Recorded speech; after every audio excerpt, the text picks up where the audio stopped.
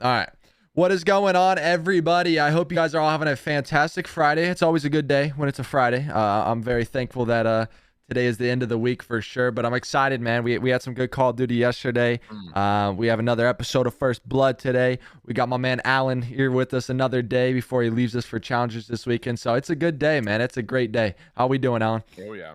Oh boy, I'm gonna have to reload this guy a couple of times today. The coffee mug is going to be filled from start to finish, pretty much. We got so much going on.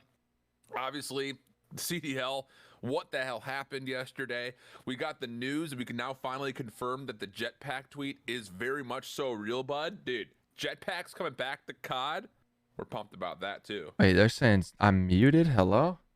You're muted? Oh, am I muted? Can you guys hear Alan? Wait, what have you done? I haven't done anything. Am I muted? Wait. I haven't touched anything. What in the... I'm muted. Hello? Am I muted too? Hold shift is just really quiet. Why am I always so quiet, Jerry? We can hear y'all. Chat's trolling. Oh, hell no. I don't know why you're quiet. I don't do anything. I don't touch anything. I think I'm just really loud. Are we good, chat? Are we good? Am I being trolled on stream right now? No, I'm listening. I am pretty quiet. You're good though. Okay, I'm turning you up again. I don't understand how your volume stays the exact same every single day, but for some reason you're just more quiet every day. It doesn't make any... April Fools? Oh, hell no. Hell no. Get the fuck up out of here. No. Wait, did we actually just get trolled? I just got trolled by chat. Honestly, you guys have me bugging out because I always am scared of stuff like that, and we don't have our producer here, so it's like makes me scared. You guys can have it, man. Jerry, I quit. I think we should just leave right now. Yeah, I'm trolled. Now we just leave.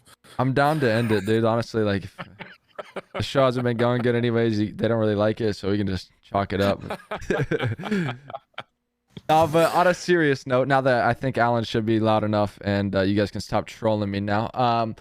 Yeah, yesterday was a crazy day of Call of Duty. There was 3-0s across the board. I just want to go right out and say, I may have been wrong about some of the predictions, but I did say if there was going to be a crazy day, it would be day one with how like all these teams like coming out just first in the matches. So I don't know. I was shocked by 2 of the 4 results, obviously, because I did not pick those teams to win. But I think I potentially saw a maybe an upset in the Florida match, but definitely not the Optic one. Yeah. I don't know. It's just so weird to me. Like we can talk about them last, but we'll just start off with the matches yesterday. We started with the Florida London. And I mean, you and I really didn't have a ton of hope in these guys. I know I had jokingly made or not jokingly, but I had made a tier list video going into the major, and I had Florida basically like the end of A tier, if not early B tier, right at the start of it. And I guess I knew the potential. We talk about it all the time. Like Florida has, a good chance to do stuff like this, but will they do it consistently? So I don't know. It was nuts. They handled business though. They sure did. And here's the thing too, and we were talking about this. It was like, dude, why is it that a team that has 3 super solid ARs historically over their career, why do they keep playing Bacage, man? Yeah. Like, it worked out for them all right. Obviously, at the beginning of the year, they went on that little spree for a while. All of their losses, if they did lose, were like, they had a 220 to 221 matchup that they played versus Toronto. They had that 193 to 210 match they played versus Optic. So it's like, none of their losses were really bad losses until they played Faze. And it was still just like, man, they're getting through, kind of. But at the same rate, it's just like this map does not fit like what I think a lot of people would attribute their identity to be. And then when we saw them get smoked on Gavudu twice, it's like, well, shoot, like if you can't get a 3 AR team to be good at the only 3 AR map out there, maybe something is wrong with this team. But it really did feel like yesterday watching them play London, they'd figured it out pretty heavily. On both Gavudus, I thought they did a really nice job dissecting the map. I thought they played slow when they needed to play slow. I thought they took the advantages when advantages were there for them to take. They looked good. They really did. And I will say, I think for London, it was an uncharacteristic game for them. I thought that they were a little bit out of sync compared to where they usually are on Gavudu Hardpoint in particular. But you can't take anything away from Florida. They played a really good series yesterday. Yeah, no, I completely agree. I think that the biggest takeaway from me from that series was like, I think Nameless said it on the desk. It seems like this London team has like almost shaky individual performances when it's come to LAN so far. Like we've kind of seen them underperform to their standard online. So I'm curious to see if they will kind of bounce back and be able to fix that through the losers bracket this weekend? What was that? Oh, why? I guess I didn't hear him say that. I'm Well, curious on why I heard he would have said he said that. something about Gizmo, specifically, an individual performance from online to LAN, because they basically said through Major 1, like, he was having personal issues and stuff, and he didn't perform the way he did, and they still got top 4. Then I think yesterday in the series, I want to say he had a .8. So I feel like he's just like, I kind of understand what Nails is saying. He's just basically saying he's been kind of average, honestly, like on LAN in the series that they've played, which I understand. I mean, when you're an all-star performing player, like if Dashy goes out and drops a .8 consistently, people are gonna be like, okay, what's going on? You know what I mean? Like he's the all-star of the team. So I definitely understand a little bit, but I don't know. It's weird to me to see London get 3-0'd in a fashion like that, because we've obviously been gassing them up like crazy, and I figured they were really like the top 3 team in the game. So I don't know. I'm curious to see if they'll bounce back in their matchup later today, and we'll talk about that a little bit. But hats off to Florida. Do you want to just jump right into talking about that? Do you just want to go right into how they would stack up versus Paris since it's the first game today? I'm down to just do a quick recap of these matches, and then we'll just go. That way we can spend a little more time on those. We're not worried about timing. But that was kind of it for me on the first match of the day. I don't want to touch on it too long, guys. Like I said, Alan has to do rehearsal today, so we only have an hour of time. So it's going to be a quicker rundown today of some of these matches. For the second match, honestly, there's not a whole lot to point out for me. It was LAG going up against Boston Breach. This one went basically the way we said it. We both had Boston handling business in this series. I thought it would go all the way to 5. We saw Spart pull out the Volk on that map 3. Kid was frying. That was fun. I think on the side of LAG, obviously you're disappointed you don't have Pierce. We spoke about that. It sucks. It's a bad situation. I want to give a credit to Spart, though. He played great throughout the series. He looked good. I think that's good for his stock individually, and a good thing. So I was happy to see him perform and do well, even though they lost 3-0. And then on the side of Boston, guys are handling business. Methods is unkillable. I don't know what happened. Guy got the buff or something, and he continues to dominate. I mean, seriously, it's actually so impressive. I don't understand. He had a 1.61 yesterday, plus 25 in the series. The only one on his team positive. So I don't know. It continues to be a thing so far over the last 5, 6, 7 games now.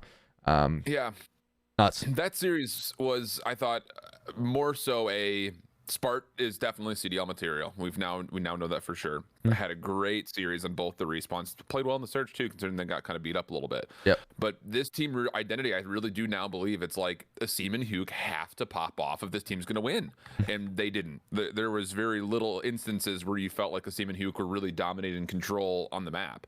So I think that this is definitely kind of a go-to for LAG. It's like, how do you go into what is a very good SMG duo? I'm not saying that they're not, but how do you get them to perform on a consistent level? Because I feel like when they win, they're on top of the world, but when they lose, they're almost not even there. And I was surprised to see them let Gavuto go through just because of that reason in the first place. Asim couldn't find any ground to work with anywhere.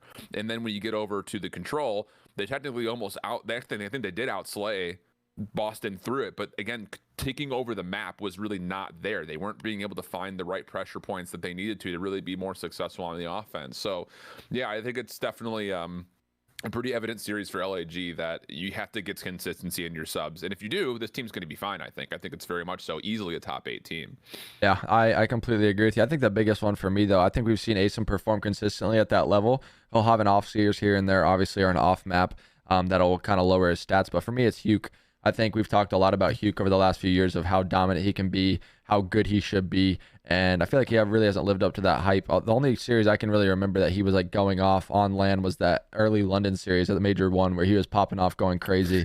That's fair. And it's like, I don't know, at a player of his caliber, like we've been talking about this kid over his career for a long time of like, this guy is amazing. Like he is literally in the likes of Shotzi and Simp and Abizi, and like you don't see him having those series as often anymore. So I don't know. I'm not sure what it is. I don't know if it's a team comp thing. I don't know if it's comfortability on certain maps, or he's getting put on some of the bigger maps and Gavuto and whatnot. But I don't know.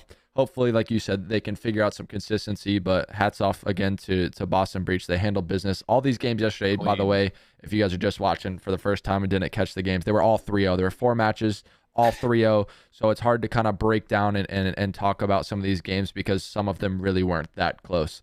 But But that's it for me on Boston and LAG, if that is for you. I'm good there. That leads us into our third match, and this again was one of the ones that we pretty much predicted. We had New York going up against Atlanta Faze.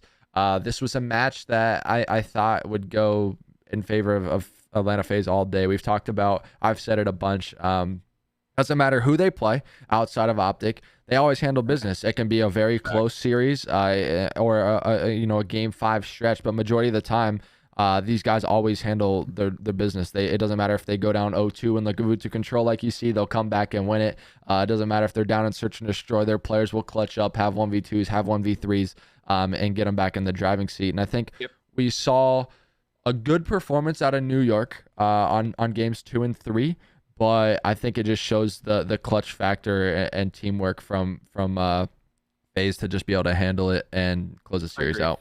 I think the biggest thing for this series was that it was never going to be an easy pathway for New York, just based off the vetoes themselves. You know, you're not going to get Berlin, and you have to ban Bakaj against Atlanta Faze in the hard points. So I never saw a world where they could have won either of the 2 hard points. It would have had to have been the 2, 3, 5. And the round 11 in the search, hey, that's at least inspiring that New York can hang and a very technical game mode with one of the better search and destroy teams in the CDL right now. So I think that is kind of an inspiring opening matchup where you don't really expect New York to be able to pull an upset here.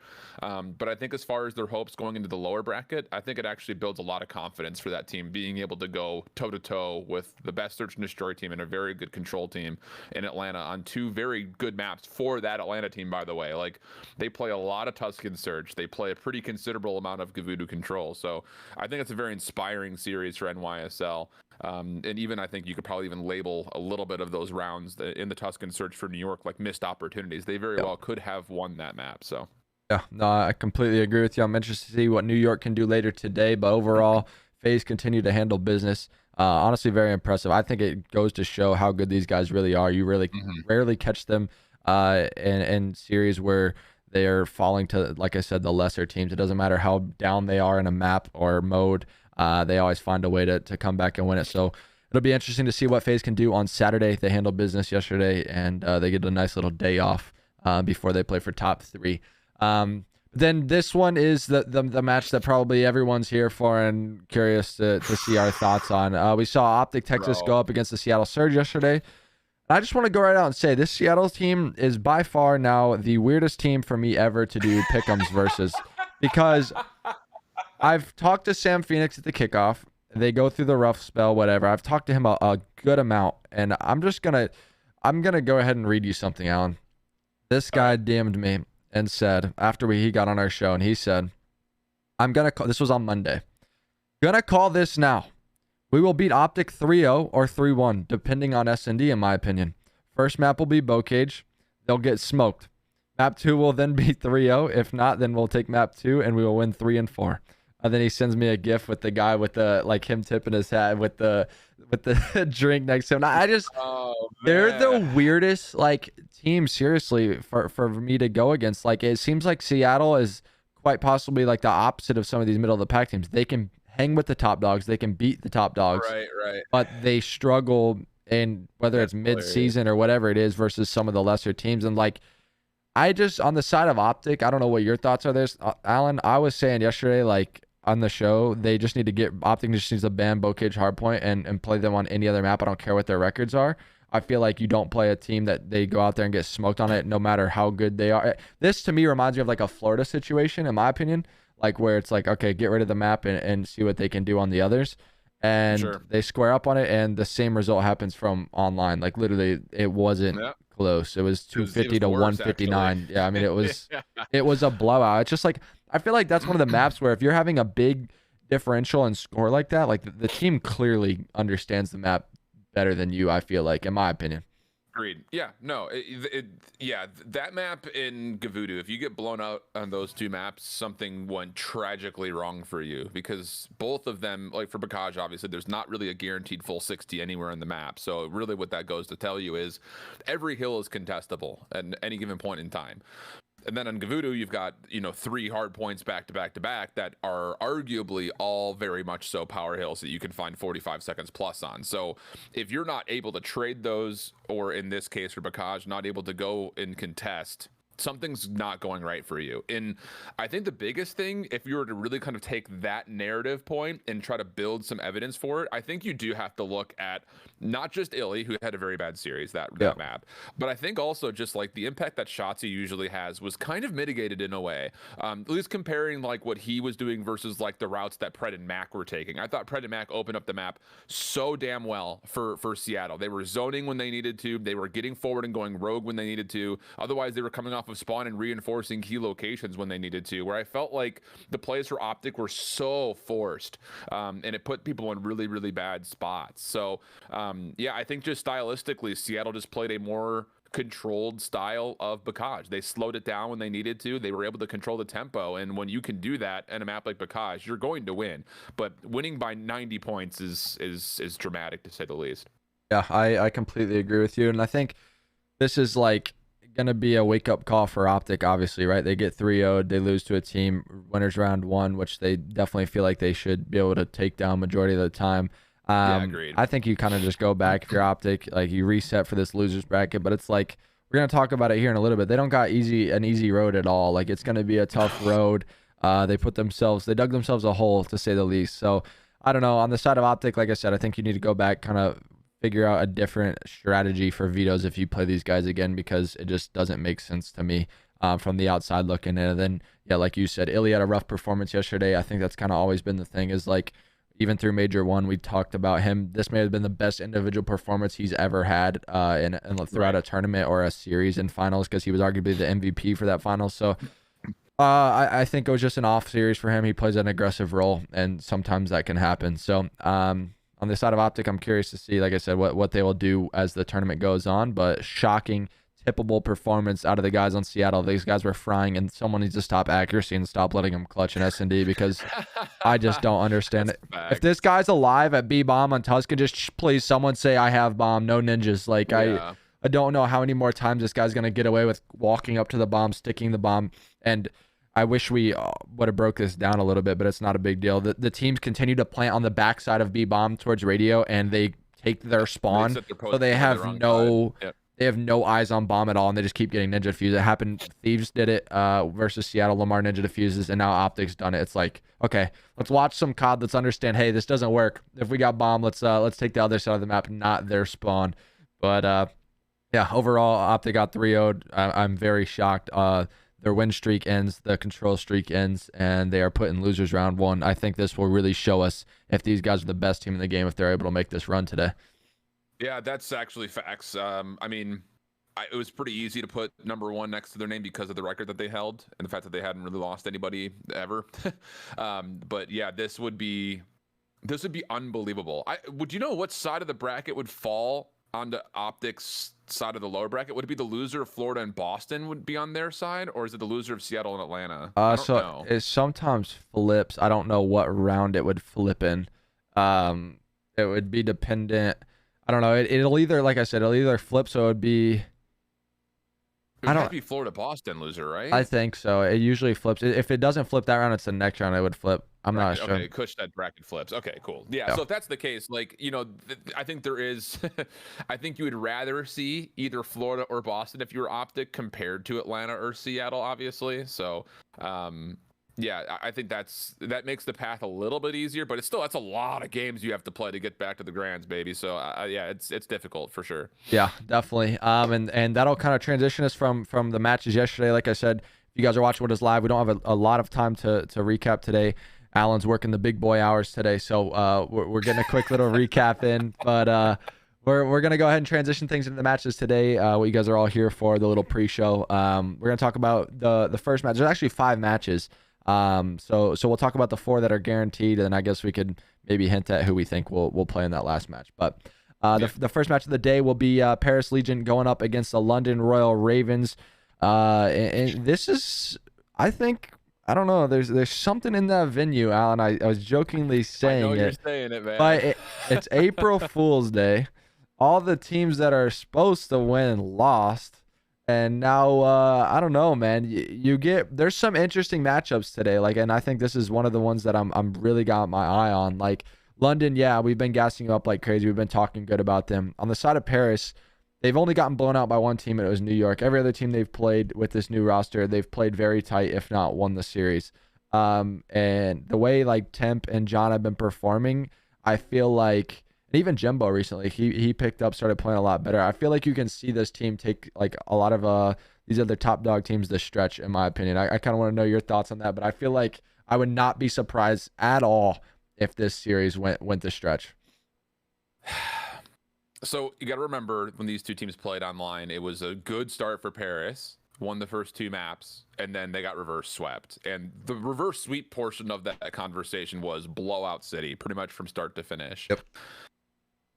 I do not feel confident enough in this Paris team to think that they're going to come out and beat London here. I don't even think they have the capabilities of making it close, because I think largely we're probably going to see maybe the exact same maps again, just based on what they've been kind of trending towards. I think we're going to get Berlin again. I think we're going to get Tuscan again for both the hard points.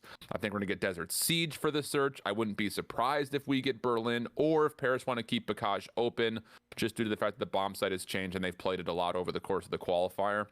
And then both teams, I think, will probably want to see, I mean, it depends who gets, I think, London gets the flip for the control, right? So they'll probably want to play Gavudu again.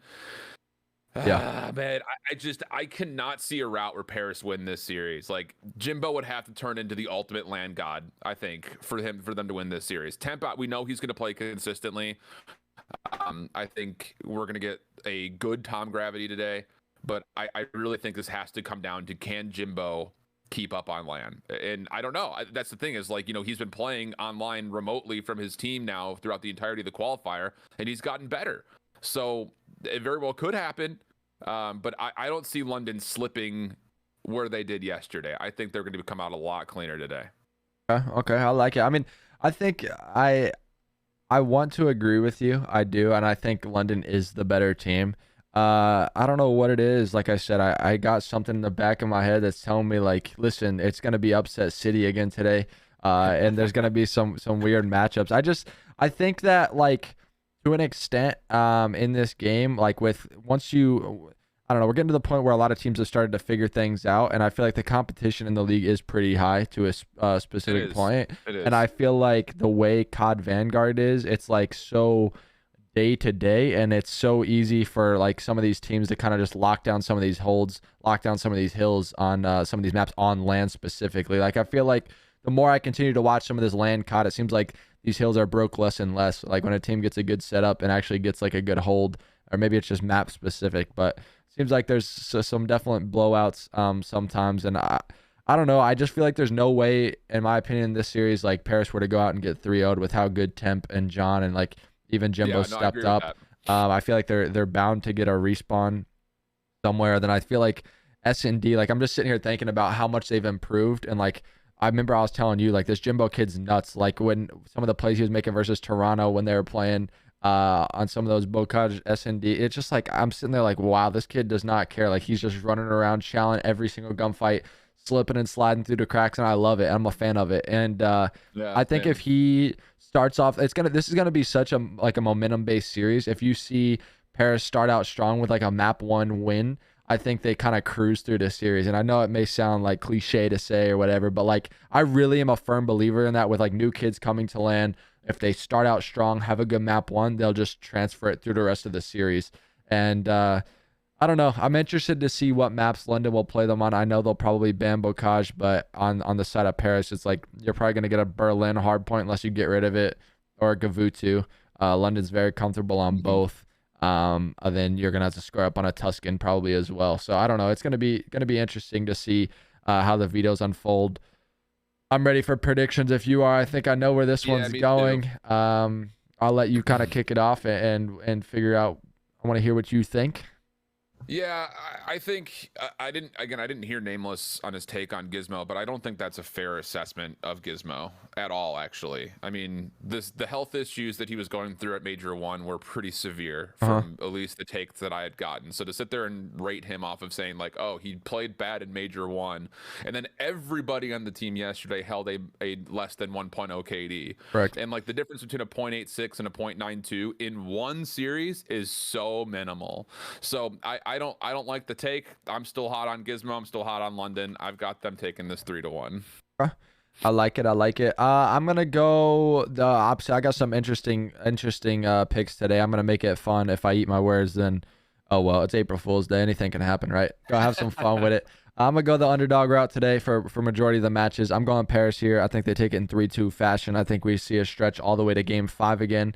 I think the Legion, I don't know, they were good for a series versus Seattle last time. No one thought they would beat them going into Major 1. I think they'll pull a little upset today and turn some heads. But I think, honestly, London's probably the better team. They probably will win the series. But, hey, I'm having some fun with it. Why not? Hey, you got to. Make it a little interesting instead of the same across the board. Yesterday we did it. We were wrong for 2 of the matches. So, hey, I'll be the opposite guy today. But that transitions things into our second match of the day. We got Toronto Ultra going up against LAG. This one's going to be a battle, man, but I think I know who will handle business here. We've talked about Toronto a lot. They get top 4 in the Major 1 without winning a hard point. They go into the qualifiers we've talked about, and the hard point woes continue.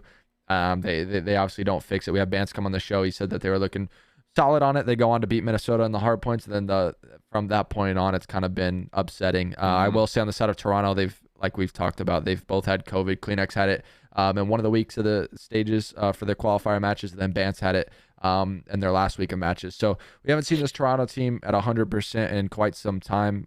Sickness is a very unfortunate thing that is basically out of your control to an extent. So I think I know where it's going. I was a fan of the way LAG was playing yesterday for the most part, but I feel like Boston was a series that if they were going to make a run in the tournament, they needed to take an early series there.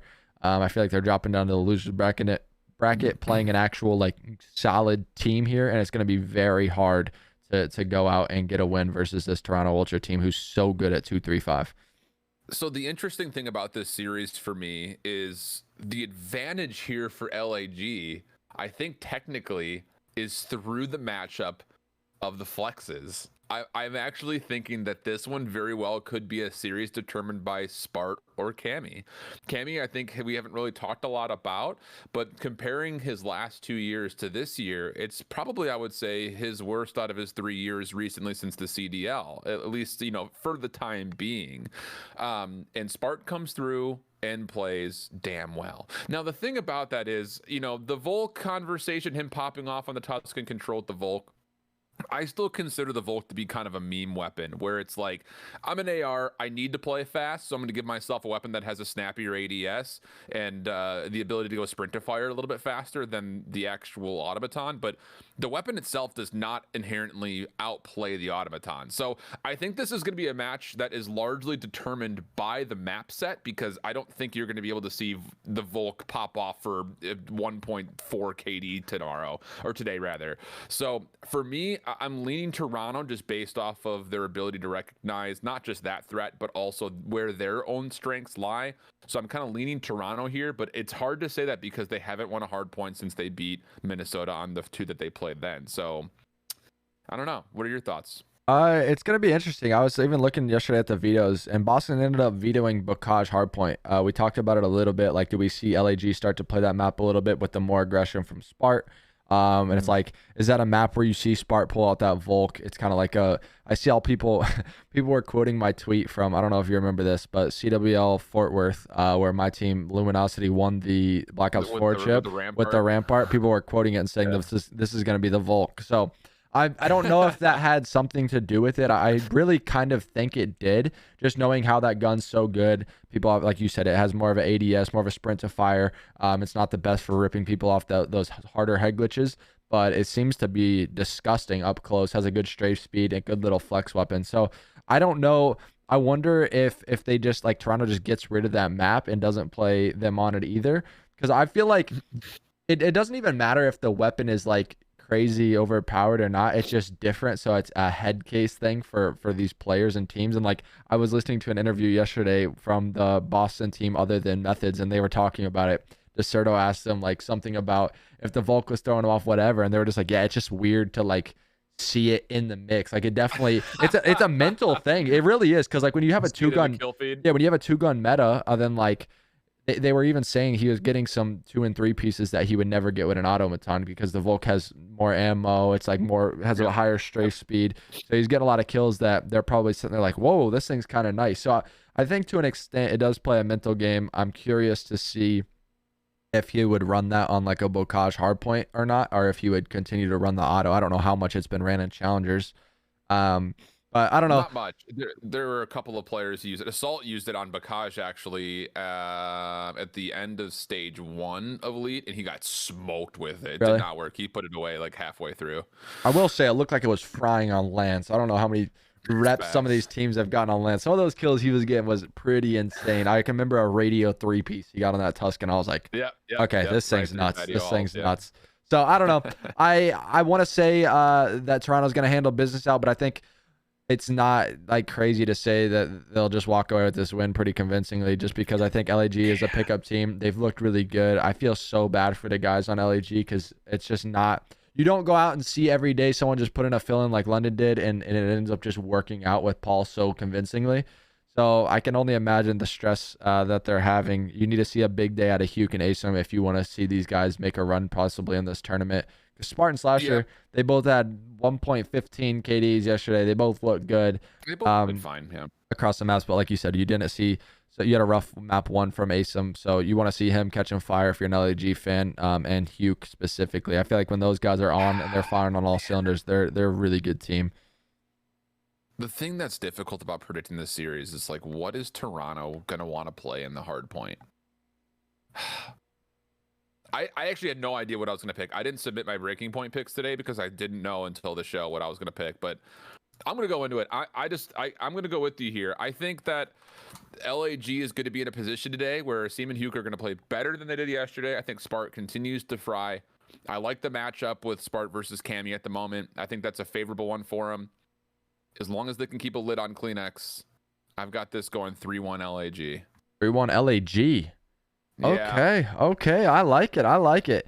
I'm going to be, again, we're split down the middle, so someone is literally getting way ahead today in the standings. But I'm going Toronto Ultra here. I think they take it in 3-2 fashion. I think it goes all the way to 5. I think it's going to be a beyond scrappy series, simply from the sole fact that their hardpoint woes have continued. They haven't been able to figure that mode out. And I think Spart adds a lot of aggression to this team. I think he's a great player, honestly. I was very impressed yesterday. I can see it going all the way to 5. I think Toronto, they may win one of the hard points. If not, they'll take it 2-3-5 all the way to the last series. So I don't know. I just feel like even yesterday watching them in search, there was multiple situations where they were close to winning the rounds, but they just didn't. Yeah. Boston handled business. They're a great search team, and I feel like Toronto is a really good search team as well, who will be able to kind of, I don't know, attack them in areas that they're weak playing with the fill-in. So I'm going to go Toronto Ultra at 3-2. I think it'll be a nail biter, though. Yeah. So there was a question in the chat, and I actually had to go check this from Not Enough Badges. How have Toronto Ultra been in their last game 5s? They are 0 for 3 in their last 3 game 5s. They are, which were back-to-back, by the way, for Boston, Atlanta, and the matchup versus Paris. They are 2 and 4 in game 5 matches, with wins versus LA Thieves and Boston Breach during the stage 1 major. Wow, that's an interesting stat line for sure. 2 and 5 or 2 and 3? Huh. It's 2 and 4. Or 2 and 4? In total, yeah. That's crazy. That is nuts to think about. But I mean, I don't know. I feel like a lot of stuff has changed, even like in Search and Destroy. Like, I don't know. I'm just the way Tuscan is being played. I think that we didn't get to talk about it yesterday really, but I think that almost hurt Optic a little bit. The map kind of like completely changed on the defensive side of things, and like I feel like some of these teams have figured it out a little bit better. And I think Toronto, similar spot too. Like these guys are a good search team who probably have adjusted and figured out some new things going into this major. So I don't know. I'm going Toronto Ultra. I think this is going to be one of the better series of today, though, in my opinion. I think it's going to be a grueler for sure. But those are my final thoughts on both those teams. Unless you got anything else, I'm ready to transfer things over to another really, really good match, baby. LA Thieves going up against New York Subliners. This is the definition of a coin flip series, my man. Like I genuinely don't know what Thieves team we're going to get today. Like this series, to me, it's like if LA Thieves come out and play like they did throughout the qualifiers and the online matches, they're getting steamrolled. Like it's just point blank, period. If LA Thieves come to this event, scrims have been going well on the backside of things, which I have no idea what they've been looking like. and the team maybe swaps roles or starts having some fun. And I listened to this LA Thieves podcast yesterday between Enable and Mud Dog, and Mud Dog was basically saying like, look, like, yeah, we know we haven't been performing well. We know we haven't been doing well. That's not anything to say that we're still not working really hard and the guys still really want it. He was like, the guys have been coming in 2 hours before practice. They've been having good conversations with Cap, watching VOD, trying to perfect things, trying to figure out things. So that kind of gave me like a sign of life for them in a way. So I don't know. I genuinely don't know what Thieves team are going to come out. Like I said, I think they could come out and just be like back to that Major 1 farm and start frying, and we're all just like, oh, where has this been? So I don't know. It's interesting because I think this time around for New York, just due to how LA Thieves have vetoed in the past, I think this will be one of the first series that New York can come in and actually have kind of their pick of the litter when it comes to which map modes combos that they want for their at least individual picks. I feel like this series, both teams are going to get the map mode combo that they want.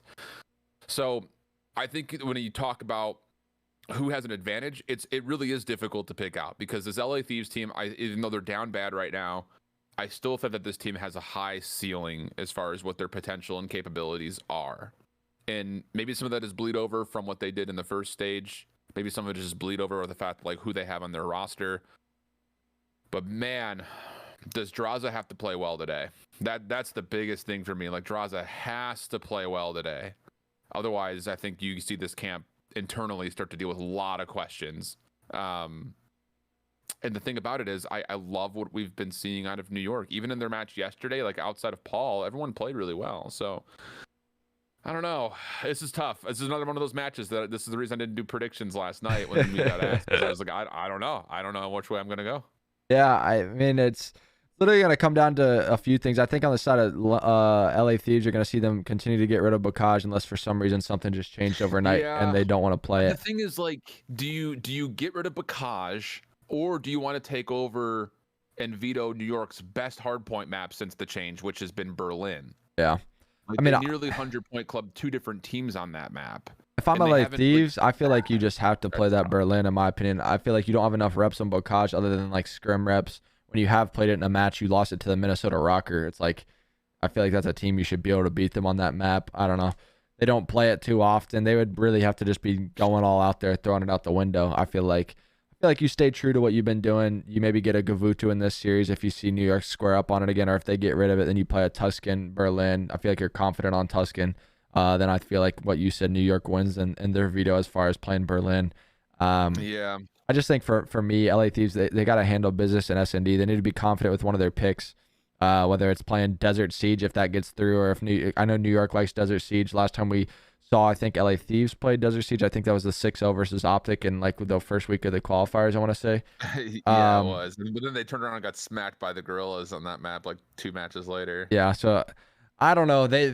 For me, LA Thieves just need to be confident in one of their search and destroys. I think game 2 is going to be like everything. I think it's going to be a very competitive series. New York did look good yesterday, but this is, again, like another testament series for New York. It's like, where are we really going to place these guys in the long run of like how good you actually are? Like I said yesterday, New York could handle business versus Paris, Minnesota, and a broken Toronto that was sick. And then yesterday they come out, they play a competitive series versus Faze, but they still lose in 3-0 fashion. So I don't know. I know where I'm going with this. I have good faith in some specific people in this series, and I think this will be another one of those series that it shows just who overall, no matter what has happened, just shows who the better team is. All right, well, you kick it off there, Jerry. Who you got? I'm thinking Thieves today, Alan. I think Thieves are going to handle business in a 3-1 fashion. I think we're going to see them come back to land. I know it's been rough. I've been rough on them, but I feel like this is like a series that they can easily handle business. They're playing a New York team who's very new. I feel like this is a series Octane and Draza step up in big time. I feel like Octane is going to have a heyday versus these guys.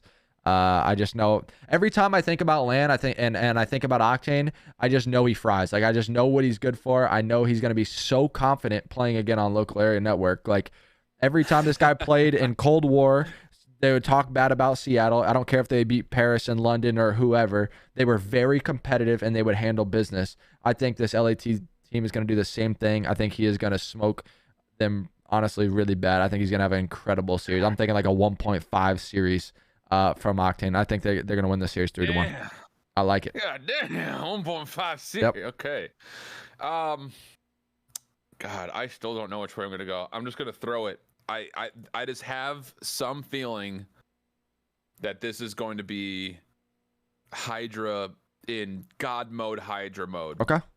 I don't know what it is about it. I felt good about how he played yesterday. I got this one going. How many maps do I want to? Oh.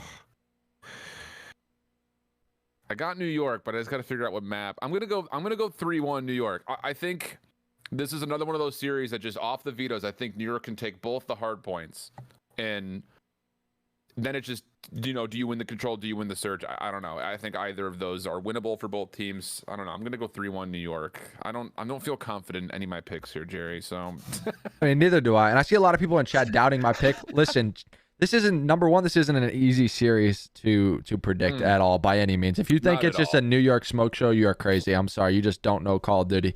And if you're on the side of LA Thieves, it's like you're just a firm believer that these guys are capable of a bounce back. And for me, individual prowess is what you're basing off of. Yeah, I mean, I just know these guys. I've known them for a long time. I've seen all of them be competitors. And after listening to a podcast, whether they've been performing really well or really bad, which they haven't played good, I think they're going to show up. Yeah. There's no way. I mean, there's a way. I shouldn't say there's no way, but I feel like there's no chance that these guys go out and get 12th place and bomb out of this major. So I'm thinking Thieves. That's tough. Yeah, I feel like there's just too much morale, too much talk about them. These guys are literally top dog, top elite players. So I feel like they're gonna do well today. I don't think that the Draza Octane woes will continue, and these guys will start to fry today. So we will see. This is gonna be an interesting match to watch, in my opinion. I'm so curious to see, like you said, what route it goes with the vetoes. But that'll be enough about those. What's up? Harry 959 in chat just hit it with the 100% truth. This could be an NYSL smoke show, an LAT smoke show, or a Map 5 banger. I have no idea. That is literally you just spoke my mind, brother, because that's exactly how I feel.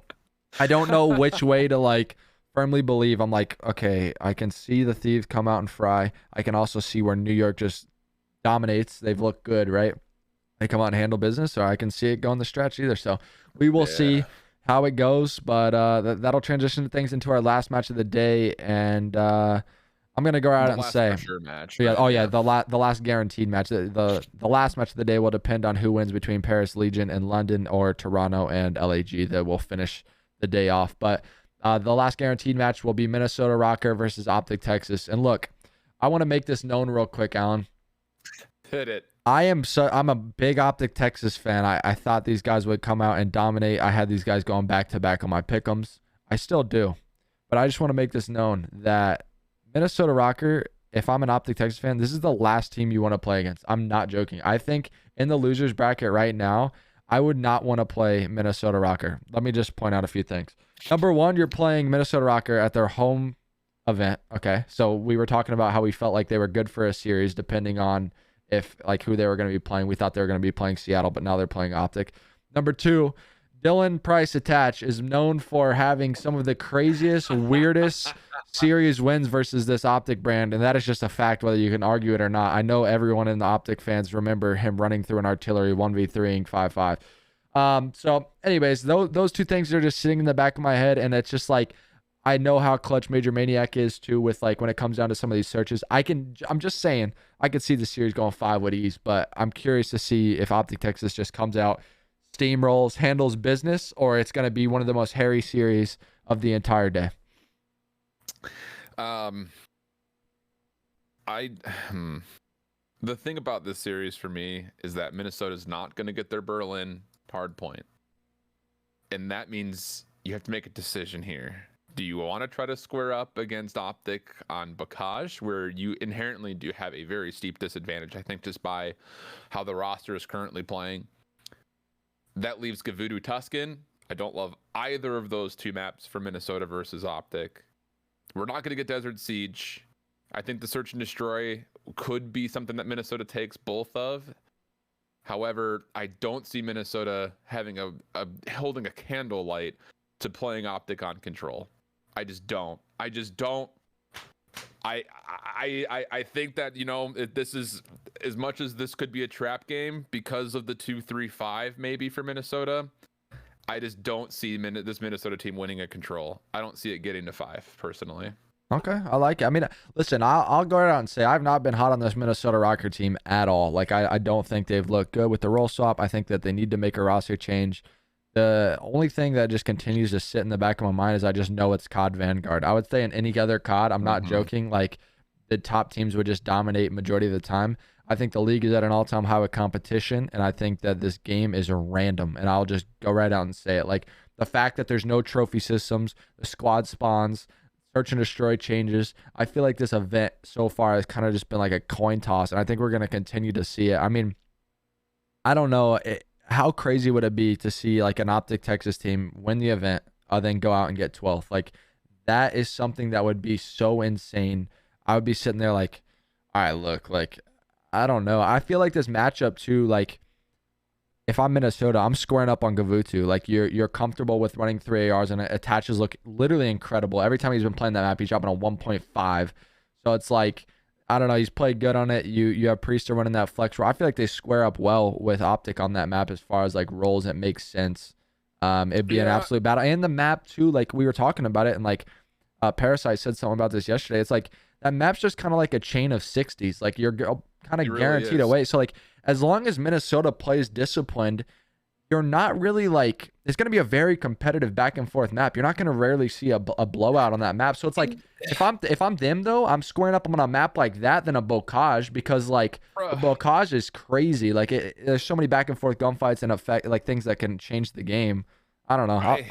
My whole thing on it though is like, for Minnesota in theory and in practicality to play Gavutu correctly and even just trade 60s, they have to play discipline. That's the last thing they did on Bacage versus New York, where it was like, dude, are they going to go, and is anyone going to get in the freaking hard point? Like, you have to, like, that's the thing that I'm worried about here, is just from a synergistic standpoint. I think Optic have a better opportunity on the map like Gavutu Hardpoint to successfully break, because I don't really trust Minnesota's ability to actually lock down a setup, bro. So I don't know.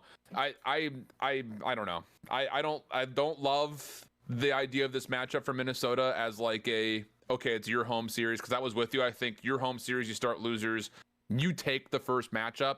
Yep. But it's Optic, bro. Like, you would have to play 3 AR maps, and you would have to hope that Illy does not play any better today than he did yesterday. That's how you win this series, I think, if you're Minnesota. I think too, like, something I just want to point out too is like, yeah, their holds online and stuff haven't been like, they haven't been good, but I will say as a player, like, the game slows down on LAN because there's a lot more going on. Like, from a player's perspective, it's like there's a crowd, there's like everything's off, like sound wise a little bit. There's more pressure. Like, each break and each like hit as a team is a lot more impactful. Like, there's a lot more going on in your head. You know what I mean? Like, if you were to catch yourself down. So I will say on that side of things, it's like, it's a more of a mental battle, and I think that this series, if it was online, it's just a smoke show. Like, I don't even think it's close. But the fact that it's on LAN, think about how much pressure is on in this series for both teams. It's like, literally, like, you're talking about Optic Texas, like, they could potentially get dead last right here in this series. Like, they literally could bomb out of the major, go from winning to 12th. Then it's like a Faze guaranteed dub. And on the side of Minnesota, it's like we were talking about yesterday in the show, this is do or die time. Like, if these guys bomb out of this major right here, get dead last, lose to Optic, it's a guaranteed role change, or not role change, the team change, and they were 100% breaking up. So it's like, I don't know, there's a lot of pressure. There's a lot of big time players, I will say, in this series. And the thing that you always have going for you in Minnesota is that they're a good search and destroy team no matter what. Like, they've looked like sketchy at times, but that's, to me, what is going to make it like really interesting. It's like, I know a lot has changed. These guys have looked good in search and destroy throughout though. And I just always know Dashy's always tweeted Major Maniac so tippable. Every time he goes game 5, the guy ends up taking over and frying. I know where I'm going with this one, Alan. I don't want to do this, but again, it's April Fool's. There's something in the venue. Yesterday we saw Series 1 and Series 4 be upsets, and we're going to see it again today. I'm calling it now, Alan. Mods, put the Chad emote only mode. It's gonna get so Listen, I know where it's going. I don't want to do this. I don't want to do this at all, but I'm gonna go right into predictions here because I've said my Hit it. good piece on both these teams. Look, Optic Texas, they're an incredible roster. They're an incredible team. They're very good. They could easily go out and 3-0 smoke show Minnesota, and I hope they do because I want them in for Call of Duty's sake because viewership will be great. But anyways, I got Minnesota Rocker winning this series, man. They got home crowd advantage. You're going to see the Minnesota fans with 2 jerseys on. They're going to take off one shirt. They're going to have Optic underneath, Minnesota on top. You know they're going to be switching up the whole entire time. I think Dylan Attached Price gets to show why he's the clutchest player, or one of the clutchest players of all time. If Minnesota are going to win the series, it has to go 5. It's the only way I see them winning this series. Dude, going 5? It has to go 5. It's the only way they will win this series. They will not win in 3-0. They will not win 3-1. It won't happen. I think we're going to see a Gavutu and a Tuscan hardpoint. They're going to take one of the hardpoints. They're guaranteed the control loss, and they'll take both search and destroys, one in the most cruddy fashion of all time, but it's going to happen. I got Minnesota winning it 3-2. Jeez. The thing that really is unsettling me right now is the amount of just vibrant confidence you just said all of that with. It has me shaking in my shoes. It's just like, I feel like this entirety of the year, and correct me if I'm wrong, like we've seen highs and lows from all this team. Obviously, Optic's been like the teams that have been on the biggest high of all time, but it's all been about like, what can these teams do with their back against the wall? And it's like, I feel like this is going to be one of those series where it's just like, I don't know, you're sitting there questioning. Like I said, Optic could easily just come out and 3-0 smoke show them. And the likeliness of that is definitely higher than what my prediction was. I feel like that's a very high chance, but will they do it? That's my thing. I feel like we're going to get, man, it's good. So I think you're right, by the way. I think it's got to be Gavutu, Tuscan, hardpoint. I think control, it doesn't matter. Like if you're Minnesota and you win the flip here, you're hoping you play them on a Gavutu control. In my opinion, I think that's the only way. Did it go by a coin flip, or does the higher seed get to choose? I have no idea. Is that what it is? I may be just spewing stuff. If it's a higher seed, but how's it work in losers? Is it still just higher seed? You would think so, right? Like that's like your advantage for playing well in qualifiers. At least that's what my anticipation would have been. I'm not sure. You could be completely right. I could have just spewed some by seeding. Okay, chat saying higher seed. Okay. Higher seed. So yeah, so you get, I mean, both teams like to play Tuscan control anyways. Yeah, you're gonna play Tuscan here. You probably play Tuscan. So we're gonna get what? Gavutu Tuscan hardpoints, Berlin Tuscan search, Tuscan control. I got Optic 3-1. 3-1. I like it. I think that's definitely the safe route. Like I said, I'm going with upset city today. I think that there is potential for upsets in a lot of these series, and I don't think it's crazy to state. I gotta check something really quickly. But I was going through. I'm tracking all the vetoes, and if it's higher seed, does that mean Atlanta deferred their veto yesterday? Because I don't think that Atlanta vetoed or had their choice of control in that series versus New York. I wonder if they deferred. Can you do that? Someone says that it's a coin flip for control. New York had 3 vetoes yesterday. NYSL was higher seed? Wow. Shoot, I'm twisted. Wow. Okay. Never mind. Forget me, chat.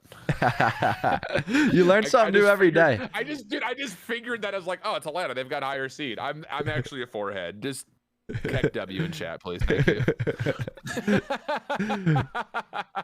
Oh man, today's gonna be an insane day of matches though, for real. Then after this match, Minnesota Optic, we will get to see again either Paris Legion or London Royal Ravens go up against Toronto Ultra or LAG. Not really sure what way that's gonna go, but it's gonna be crazy, man. I don't know. Like I said, I'm interested to see.